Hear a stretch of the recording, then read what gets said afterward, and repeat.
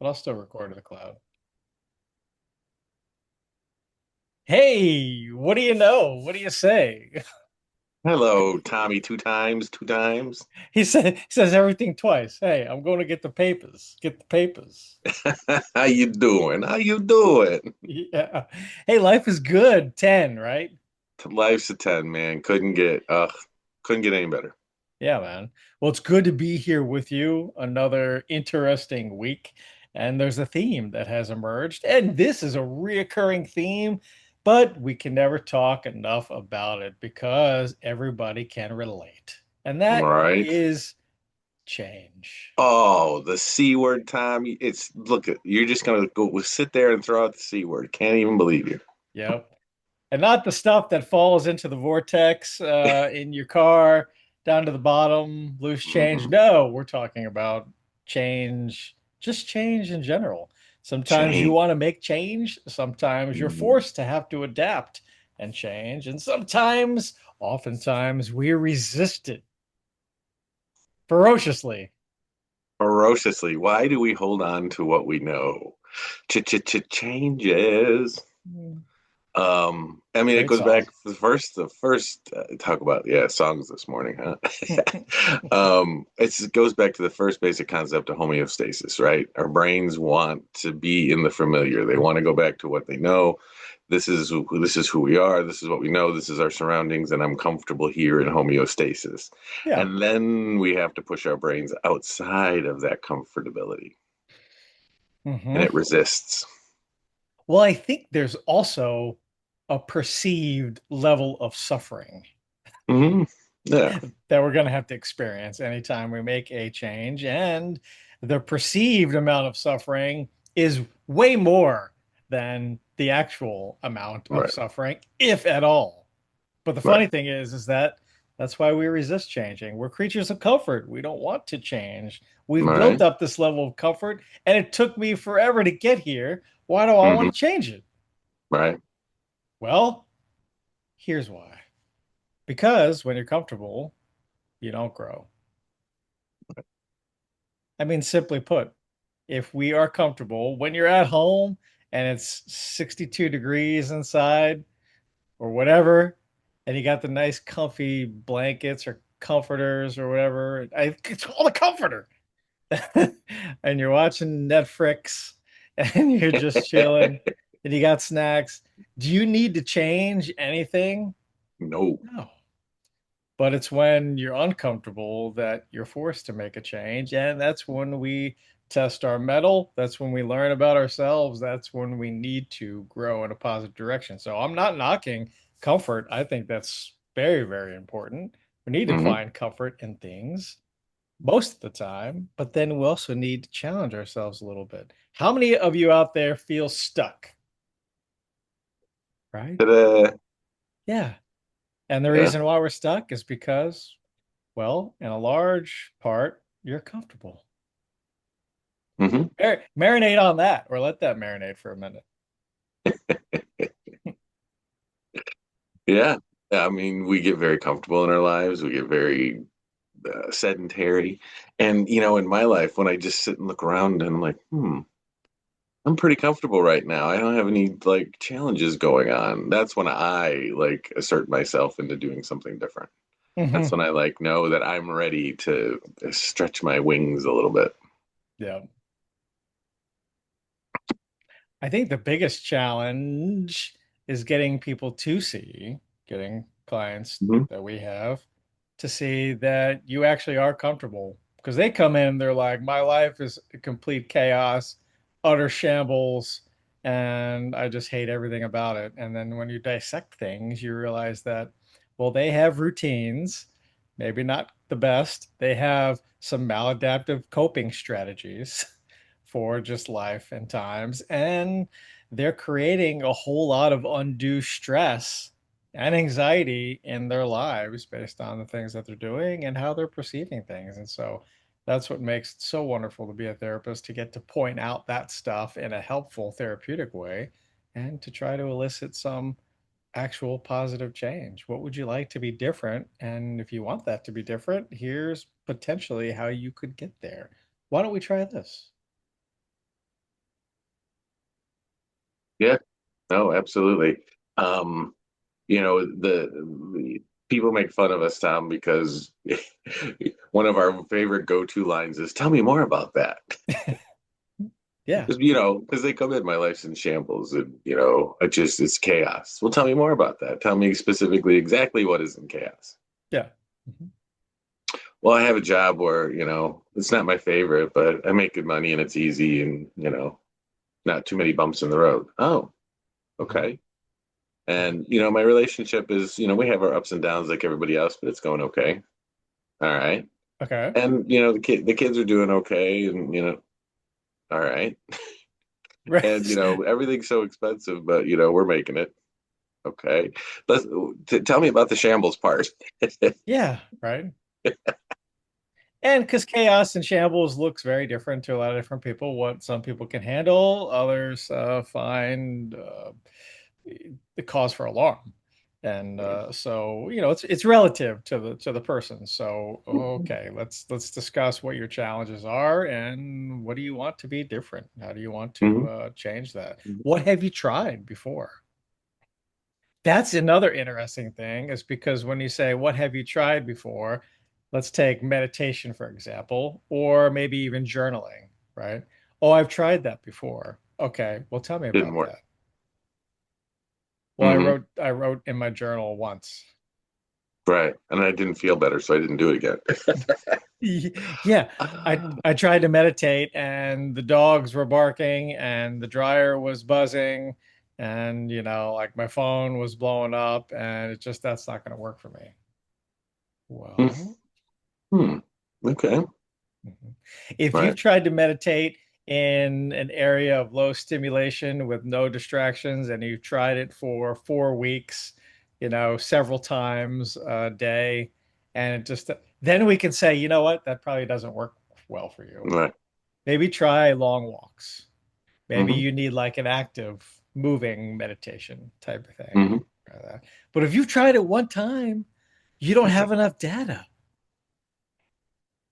I mean, Now that did I will have to contradict you a little bit, Tom. That did work with liver and onions. I tried it once and I'm never going back. Yeah, that's a good point. There are some things that you just know. Yeah, that It's ain't not gonna working for me. that's not gonna work for me. It's not gonna work for me. Although I did think that about Brussels sprouts, and then after you Uh, have them with salt and pepper baked with olive mhm. oil and bacon. Oh. They transform from bitter little cabbages into a symphony of cruciferous vegetables. Dare you cheese it up too? Oh, but then just wait 3 hours and they'll come back for you. What was that thing? It ain't easy if it isn't cheesy or something, or It doesn't go down easy if it ain't cheesy. it ain't go down easy if it isn't cheesy. Oh, that was that TikTok creator, the online creator. Yeah, She was great. yeah. And if you don't have so and so, go down to Kiki. She got 9 kids. She probably got that in her pantry. Kiki's got it. She was great. I loved her. I haven't seen her in a while. No, no. What happened? Hmm. But anyway, change. Oof, that can be a curse word for some people. Yeah. And do we always need to be changing? I think that's another All issue right. that That's a lot the of people flip side, face. Tom. We will get people that change too often, right? They're almost addicted to change. That they're not happy unless they're pushing the envelope in an uncomfortable, situation. Mhm. And that's an issue too. That's not as common for sure, but we've seen those people. It's a balance. I mean, Yeah. we talk a lot about spectrums. That's become like a dirty word nowadays. But Yeah. extremes. And Hmm. if you're not changing and you're always comfortable, then yeah, of course you're not growing. And if nothing changes, well, I mean, Hmm. nothing changes.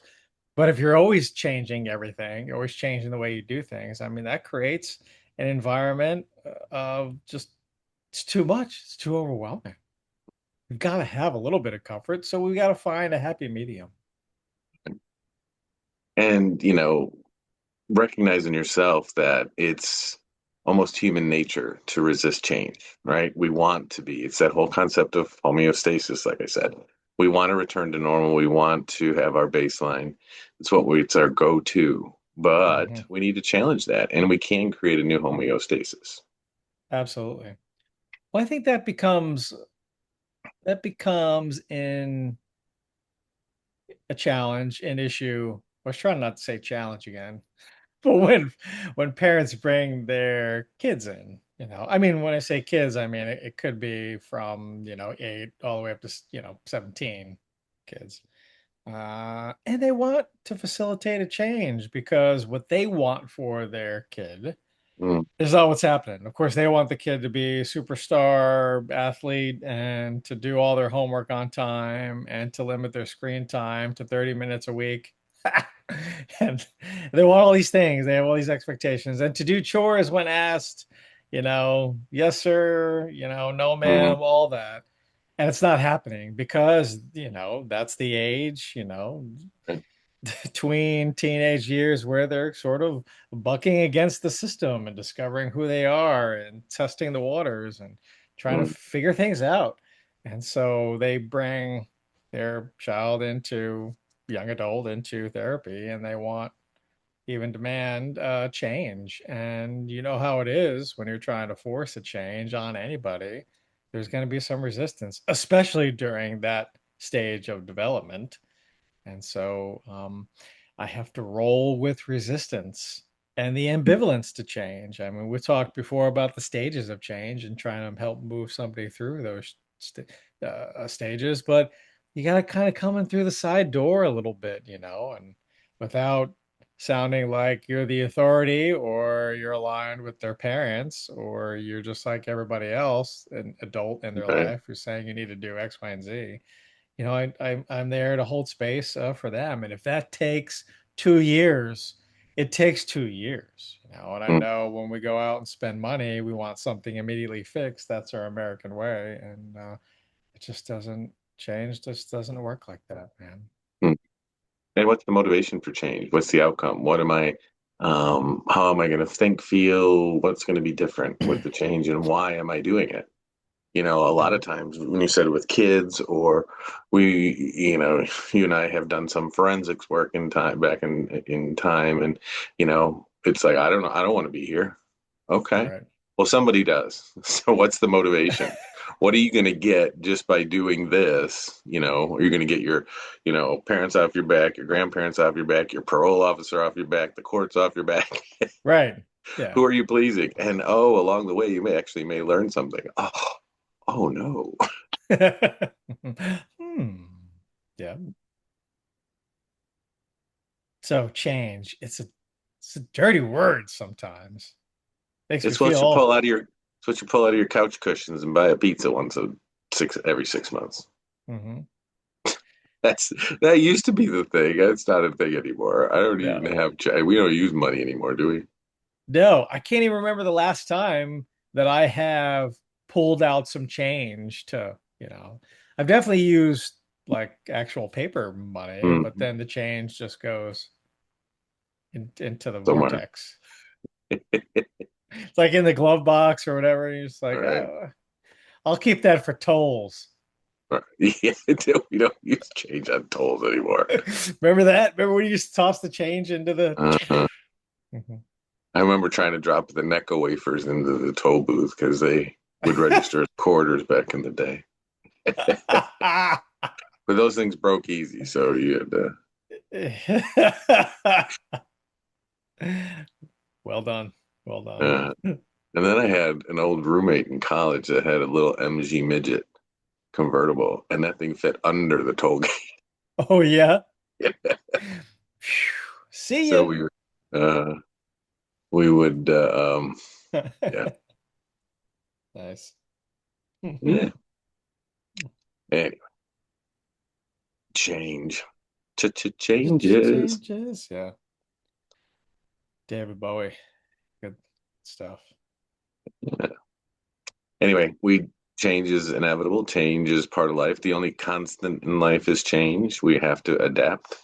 We have to. adapt to persevere. We have to roll with the changes. Although we want to resist them, our brain is fighting against change a lot of the times.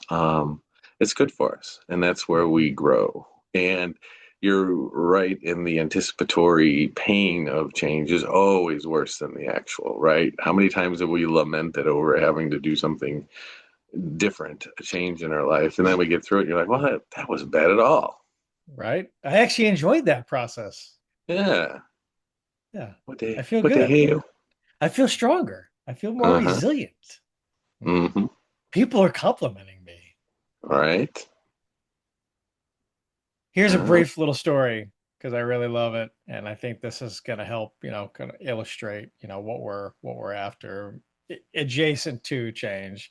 And I like some of the Buddhist kind of stories that, once again, I'm not Buddhist, but I think they have tremendous value. So there was like a Buddhist monk teacher sort, and he had students, and he's, teaching the students, the ways of, the Buddha, and, not as familiar with that whole ethos or religion, but so he's teaching them about, mindfulness and whatnot. And they have like tea, like that's a big thing over, in the East, having tea. And he holds up a teacup, and the teacup, over there is not like our teacups where it's got that little, tiny handle, little saucer type thing. Their teacups are just like, round, just perfectly round, mm-hmm. and almost like a really super shot glass. Mm-hmm. Right? He holds up this teacup. It's a ceramic teacup, and it's got ornate, hand drawn or painted designs on it. Beautiful. He holds it up and he says, "This is already broken." And one student, he's like, "Well, it looks pretty new, actually." Like, what do you mean? It's like, I don't even see a flaw on it. I don't see a ding or a scratch or anything. Like, everything looks pristine. And he's like, "No, I have to, in my mind, say that this teacup is broken. It's already broken in my mind." And by doing that, it enables me to really enjoy the tea. Because at some point, like everything, it's going to get knocked off the table and it's going to break, or it's going to get lost. Somebody's going to steal it, or it's going to become unserviceable in the future because of stains or eroding away, and I'm not going to be able to use it as tea. So, if in my mind I can consider it already damaged, already broken, then while it's not, I can really enjoy the tea from it. But in my mind, it's already done. And this illustrates the idea of impermanence, that nothing lasts forever, whether that's Mm-hmm. jobs or relationships or teacups. At some point, it's going to degrade, or it's going to die off, or no longer be serviceable. So in our minds, we have to consider the fact that at some point this is going to be over, it's going to be done. It's no longer going to exist as it currently is, and I'm going to enjoy it while I do have it right now, because that fear of loss is what keeps us in chaos. It's what keeps us wanting comfort. It's what keeps us holding on to things we probably shouldn't hold on to. If Mm-hmm. we just allow it to be what it is right now in this moment, then it Mm-hmm. just makes life so much easier and alleviates a lot of stress. Mm-hmm. I like that. That's a great story, Tom. I like that. Mm. Environment, yeah, I like that. And, if you've already considered it broken, you're not going to be overly careful with it and drop Hmm. it accidentally because you're too careful. Right? Yeah, Mm-hmm. like, okay, if it falls and it breaks, I get a new one. I enjoyed it while it was, I mean, you're not going to be like throwing it like basketball style All right. into the sink from the living room. Hey, what I do at my house ain't really none of your business. But, but I mean, you're not going to be like clutching onto it, that teacup metaphor, Hmm. for dear Yeah. life. All right. Great story. So we need to embrace change, Yeah. embrace adversity, embrace Hmm. challenges. Hmm. It is part of life. that we need to embrace. Mm, Resistance is futile. exactly. So I hope that you guys enjoyed this today, and I hope that you have an amazing weekend. We would love to hear more from you. So we put this out. It's on YouTube. We've got it anywhere you listen to podcasts. You can send in your comments, questions, the interesting stories, things that you'd like for us to share or talk about on the show to questions at therapyunzipped.com and also on YouTube. If you want to go ahead and subscribe, leave some comments, and you want us to talk about something and you want to drop it there instead, go ahead. Feel free to do that, and we'll dissect through those and we'll talk about it on the show. We're here to help. We're here to help. All right. Questions at therapyunzipped.com. Yeah, that's affirmative. Sounds good. Well, thanks, Tom. Always good to see you. A treat. Always good to see you. I hope that you guys have an amazing weekend.